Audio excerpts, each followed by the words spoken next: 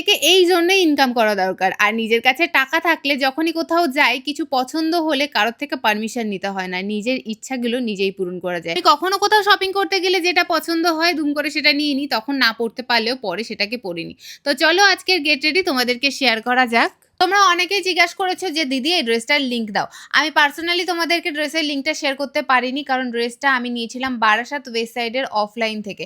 তোমরা চাইলে একবার ওয়েস্ট সাইডের অনলাইনে চেক করে দেখতে পারো এই ড্রেসটা অ্যাভেলেবেল আছে কিনা। শপিং এর কথা বলতে গিয়ে মাথায় চলে এলো চৈত্র সেলের কথা। সামনেই কিন্তু হাবড়াতে হতে চলেছে ধামাকাদার একটা সেল। থেকে এক্সিবিশন চলবে 8 থেকে 12 তারিখ পর্যন্ত। আর 3টে থেকে 10টার মধ্যে তোমরা কিন্তু সেখান থেকে এক ছাদের নিচে সমস্ত জিনিস কিনে নিতে পারো। একদিন শপিং করতে গিয়ে বাচ্চাদের সেকশনে কিন্তু এরকম একটা প্রোডাক্ট দেখেছি, আর যেটা কিন্তু ভীষণই কিউট ছিল, তাই নিজের জন্যই নিয়ে এসে। আর হেয়ার ব্যান্ড গুলো তো আমি নিজেও ইউজ করতে পারবো। তো তোমরা ভেবে বসো না যে পারফিউম গায়ে মাখছি, এটা হলো বডি সানস্ক্রিন। আর ফাইনাল লুকটা তোমাদের কেমন লাগলো আজকে সেটা অবশ্যই কমেন্ট বক্সে জানিও। আমার ব্যাগটা ভীষণ পছন্দ হয়েছে, তবে একটা চেন থাকলে মনে হয় বেশি ভালো হতো। নেক্সট ভিডিওতে তোমাদের শেয়ার করে দেবো এদিন রেডি শেডি হয়ে আমি কোথায় যাচ্ছিলাম।